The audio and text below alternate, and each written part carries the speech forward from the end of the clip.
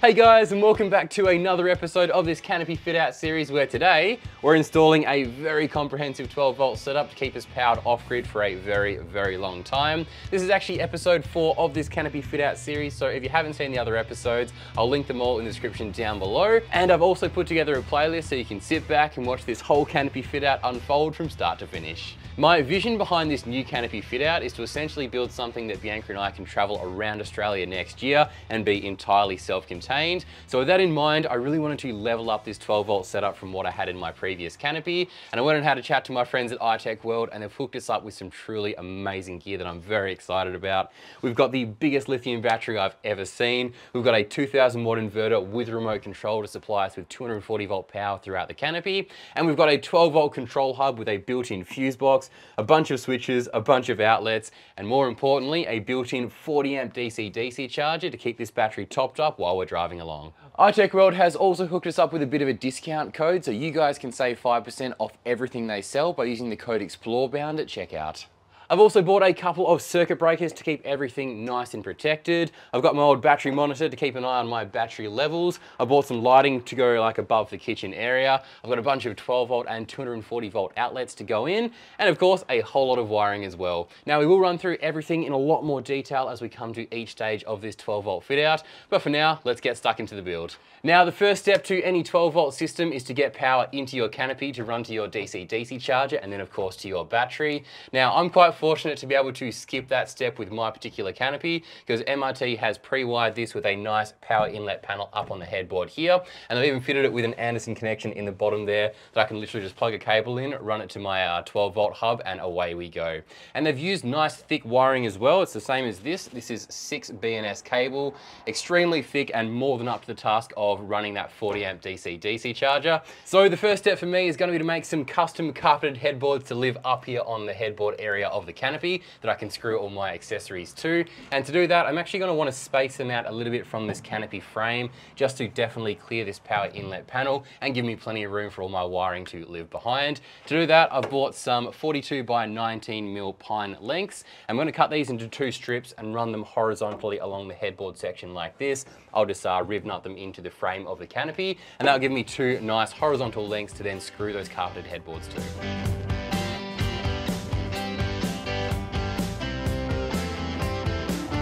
So after a lot of careful measuring, I finally have a rough plan of the pieces I'm going to need to cut out. You'll see my main headboard is now split into 3 pieces. One large one that's going to be going up on this left-hand side that won't really have much use other than hiding some cabling. And then 2 smaller ones on the right-hand side, which is where the main 12-volt system is going to be going. And the reason that's separated from this lower panel is because there will actually be a draw system on that side, and I still want to be able to remove that 12-volt panel to access any wiring and fix any mishaps that might happen along the way, or just add more accessories. So with it constructed like that, that one panel there should still be removable even once that whole fit out is complete. Anyway, that's my rough plan. I've also done my measurements twice, once in blue, then once in orange. The orange measurement takes into account that I'm going to be wrapping all these boards in carpet, which does add a little bit of space to the edges, so I've just tried to take that into account. It adds about 2.5 mil to the dimensions of the piece of wood, so I've just subtracted 2.5 mils from all the edges to arrive at those orange measurements. Anyway, that's my rough plan. Time to get all these pieces cut out and see if they fit.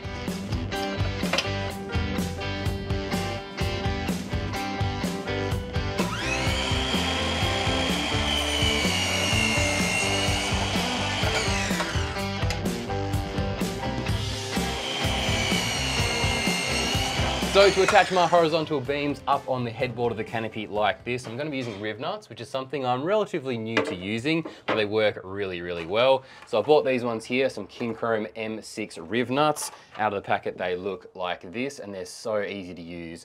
Essentially all we need to do is drill some 9mm holes, and I've already marked out where mine need to go. Pop these riv nuts onto the end of our riv nut tool, which looks like this and attaches to a standard drill. So we'll screw that on the end like so, pop it in the hole, give the drill a squeeze, and we're left with a nice M6 thread that we can put a bolt into.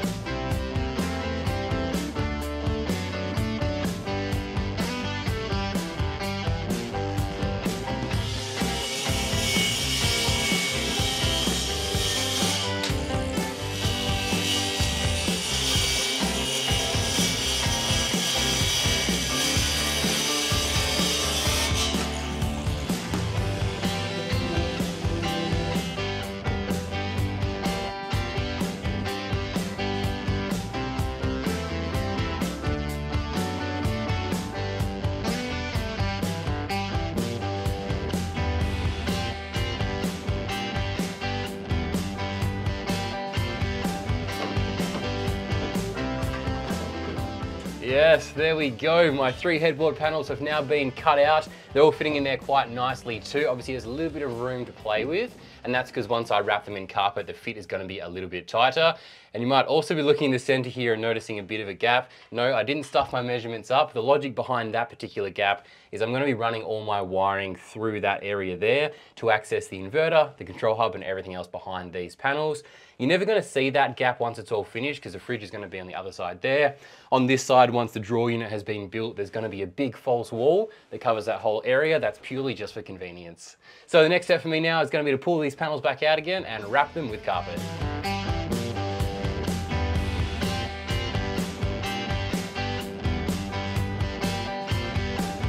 Alrighty, so it's time to attach the carpet to those headboard panels. Now, if you're new to DIY, all you need to know about carpet is it will cover any imperfections you've done on your construction phase, so definitely worth putting on. To attach it to those panels, I'm actually going to be using this turf glue. So I've used it for my kitchen project recently and it works incredibly well. It's very thick, so I wouldn't put it on both surfaces. I found it works best. Just essentially smear it all over the carpeted section, leave it for 4 or 5 minutes until it becomes sort of tacky. Then we're going to press these headboards onto the carpet, fold the edges around and trim off any excess.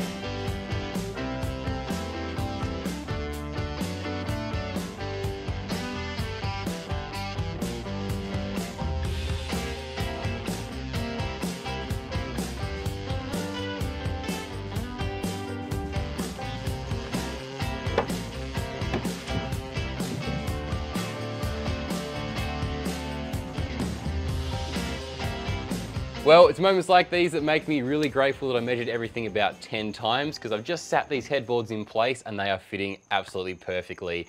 My little gap in the center turned out quite perfect too. There's just enough room to put some nice thick wiring through there and conceal it nice and out of the way, so very, very happy. The carpeting turned out pretty nice too. That turf glue is definitely a winner. But one thing I did notice, and it's probably because I didn't have even weight across the boards while they were drying, a couple of little bubble areas have appeared on some of the boards in some pretty inconspicuous areas, which I'm grateful for, so you'll never notice them, but just something I did want to mention if you're going down that route for yourself. So the next step for me is going to be to screw these boards in place so I know roughly where they're sitting. Then I'll take this board out again and screw my accessories in place.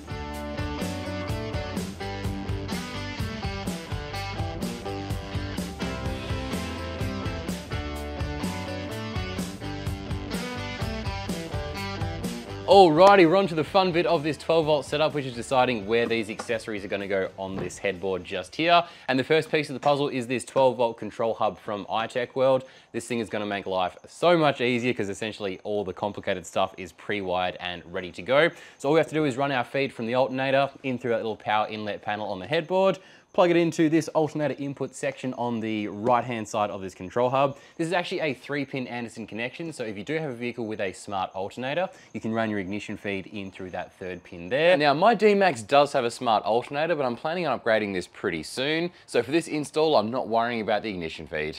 Then we have a bunch more Anderson outlets here, one of which is going to be going to my battery within the Canopy to keep it charged up via that DC-DC charger while we're driving along. We then have a solar input here as well, so my solar panels can plug straight in and all the wiring knows where to appropriately put that power with a built-in MPPT solar regulator in this DC-DC charger. Up on the top left here, we have a built-in fuse box with 6 individually powered circuits. We have 5 switches down here as well to run various accessories within the Canopy. And then below that, we have lots of 12-volt outlets. So we have 2 standard cigarette lighter ports, and then 4 USB ports, 2 2.4 amp outputs, 1 quick charge 3 USB-A outlet, and a USB-C outlet. And then to top it all off, we also have a built-in lithium battery monitor as well. Now, we'll be running a separate battery monitor, but it's nice to have a bit of an ability to check it here as well. Next up, as we mentioned earlier, we're also running an inverter in this particular setup, which is a first for me. I've never run an inverter in any of my Canopy setups before. And the unit we're going with is the iTech World 2000 watt pure sine wave inverter. Beast of a unit, gives us two 240 volt outlets, and check this out, this is unreal. It's almost the exact same depth as that control hub, so I reckon it's going to look pretty neat when it's all installed. Now, the main reason we're opting to get some 240 volt power into the Canopy setup, and the reason we've gone for such a monstrous battery, is because we're going to be making the switch from gas to induction cooking with this new setup. Now, there's a lot of pros and cons associated with induction cooking. It's a bit of a polarizing and controversial topic, but truth be told, we're not really sure which side of the fence we sit on. We love the idea, we're just not sure what it's going to be like in the real world. So we're using this setup as the opportunity to really test it out thoroughly over the next 6 to 12 months, and we'll let you guys know what our thoughts are. One other accessory I am going to be running in conjunction with this inverter is this really cool little remote control system here.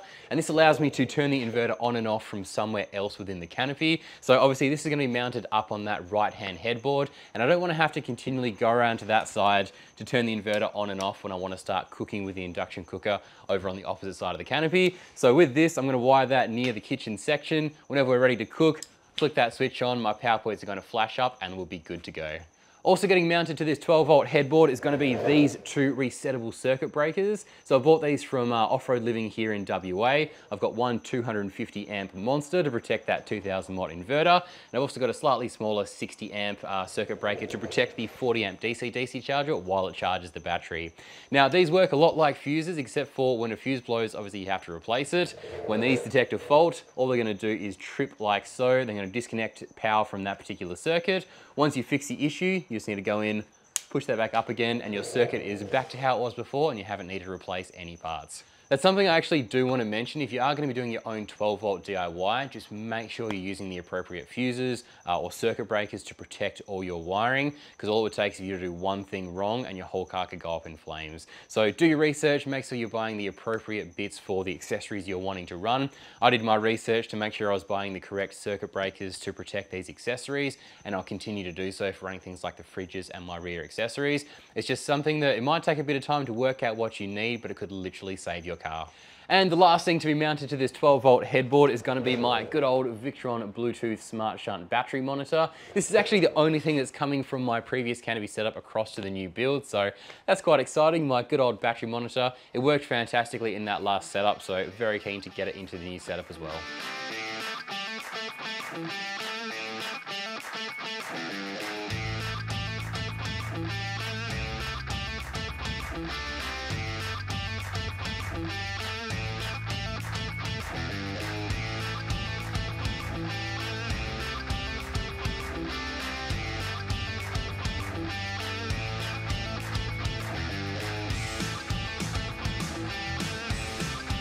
It is a brand new day. I finished up installing these bits and pieces quite late last night, but honestly, I am stoked with how it's all turned out. This board ended up being the perfect size for all these accessories, and even gave me a bit of room for my circuit breakers and my shunt down here as well. So my first job on the list today is going to be to run my basic wiring between the elements that all live within this board. So going to be running that 2000 watt inverter through the 250 amp circuit breaker, and then just have that wiring ready to go for when it's in the car. I'm going to be hooking up this DC-DC charger through the 12 volt control hub to the 60 amp circuit breaker.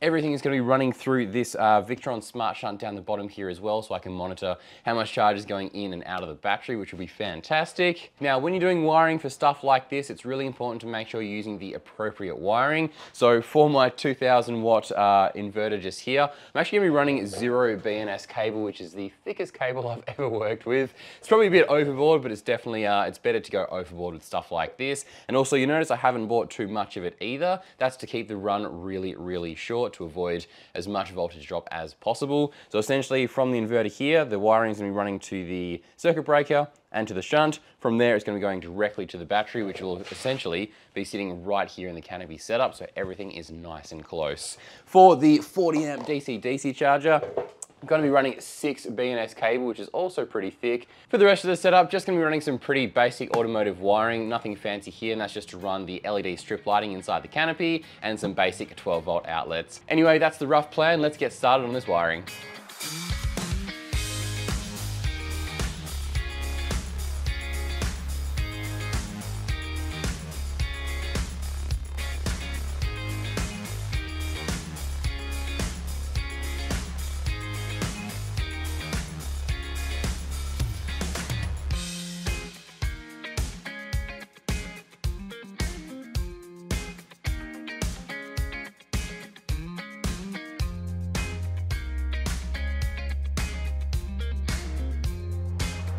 For my Anderson connections, I'm using a technique called flood soldering, which involves heating the terminal up, filling it with hot solder, and then dipping the wire in.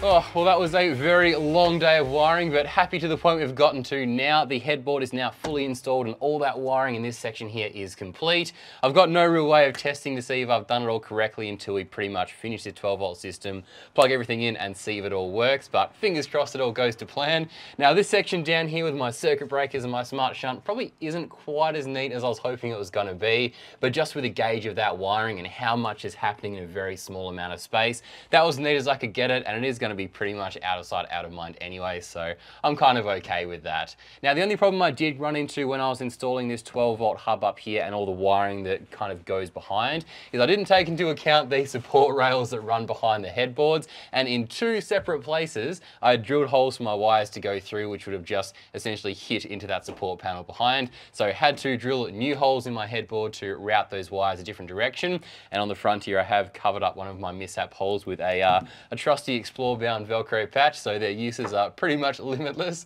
But the next stage of the process is going to be to get this monstrous battery installed, and that's going to live in a custom box behind where my fridge goes. So this is the battery in question, and as you can see, it's an absolute monster. It's iTechWorld's new 400X Pro LiFePro 4 lithium battery. As the name suggests, we get 400 amp hours of usable capacity, which is pretty mind-boggling. From a size that's actually not that big considering that capacity, and it means we can actually run that induction cooker for breakfast, lunch, and dinner, run our fridge, run all the Canopy lighting, charge our devices, and have pretty much no issues when it comes to capacity. Another spec that sort of separates the good from the average lithium batteries is the continuous discharge rating. Now, the 400X Pro has a 250 amp continuous discharge rating, which is pretty insane. My last battery had a 150 amp continuous discharge rating, and even that was pretty respectable, but this is just on another level. And it just means we can run a lot of appliances, including that 2000 watt inverter, even a 3000 watt inverter if we wanted to upgrade down the track, and have no issues running all those devices at the same time. As for the installation, it's going to be mounted right here in the Canopy setup, directly behind that Bushman 130 litre fridge.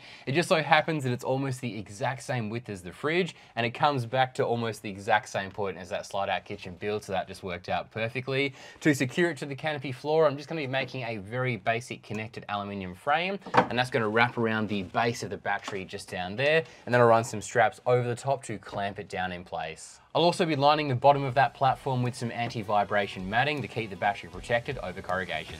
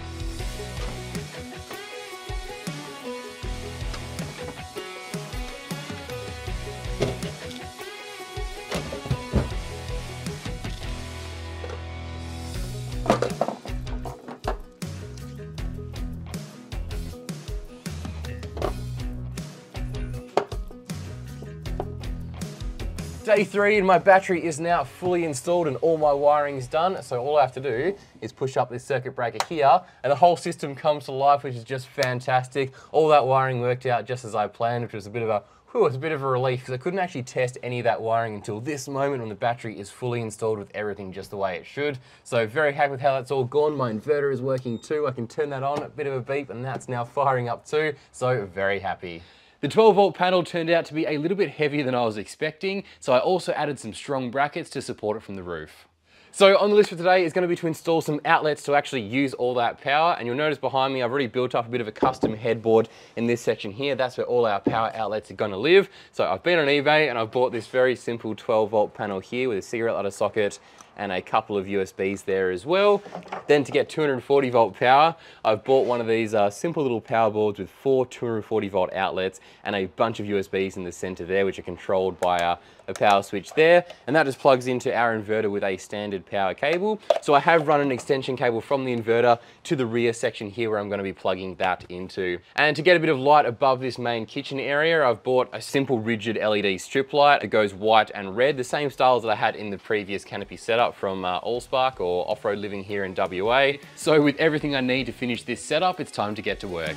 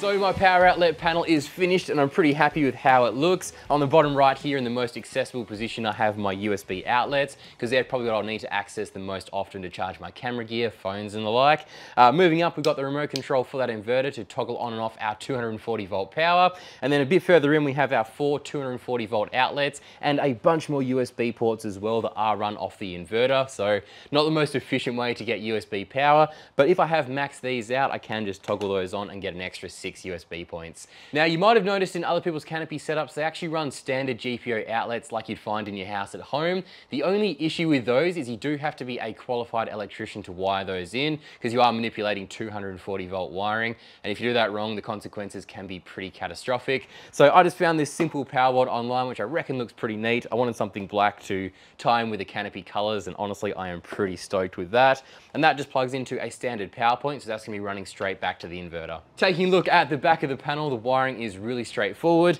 Just got my 12 volt feed coming in the bottom there. That then splits out to power those 3 outlet ports, and there's a 4th wire coming off that's going to be running the roof lighting in the Canopy. This is the back of my inverter remote control, and that's just a matter of plugging in a cable to get that fired up and working. And I've also written a bit of a note for potential future owners of the Canopy so they know when this fit out was finished. Anyway, that's my simple outlet panel. Let's go get it installed.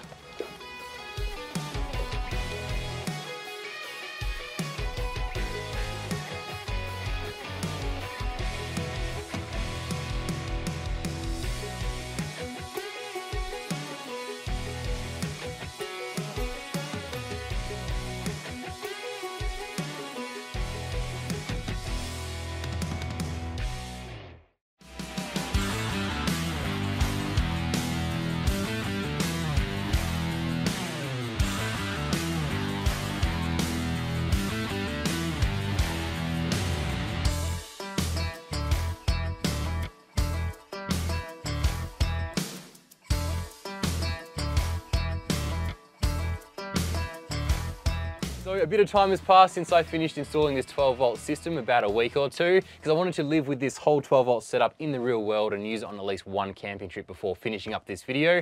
And I've got to say, I am so happy with how it's all working. I took it away for a bit of a weekend camping trip, running the big 130-litre fridge, cooking using an induction cooktop, and we also bought an air fryer along as well, just to see how that went, which was pretty luxurious. No issues whatsoever to report. The whole system worked really well, and by the end of the weekend, this battery still had over 60% capacity left in it.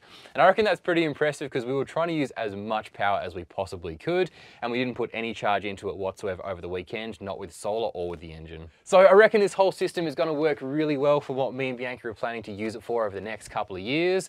I don't think capacity is going to be an issue with this monster of a battery. The only issue we could potentially run into is getting charge back into the battery if we drain it particularly low, because 400 amp hours is a lot to put back into a battery, but we'll cross that bridge when we come to it. Before we wrap up, I want to extend a very special thank you to the channel's 2 newest Explorer tier Patreon members. Firstly, thank you to Gavin Bowd, who's actually been a long-time Patreon supporter, but he's recently upgraded his membership to the very top tier, the Explorer tier. So, mate, thank you. Your support is really, really appreciated. And secondly, thank you to Mandy Patmore, who's also jumped on board to support the channel through Patreon, again on that Explorer tier. Your support is appreciated more than you can know. Well, that brings us to the end of another big project for this Canopy fit out series. The 12-volt systems are always one of the bigger jobs on the list, so very happy to have that one ticked off the list. I hope this video has encouraged you guys to get out there and have a go doing your own 12-volt systems too.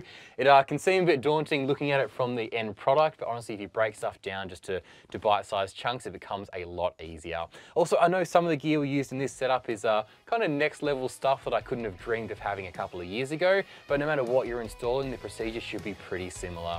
Thank you guys so much for watching this video. If you have any questions at all, feel free to leave them in the comment section down below and I'll get back to you guys as soon as I can. The next project on the list for this Canopy fit out series is going to be some form of food storage solution over on the other side of the canopy. So stay tuned for that coming out soon, and I'll catch you in the next one.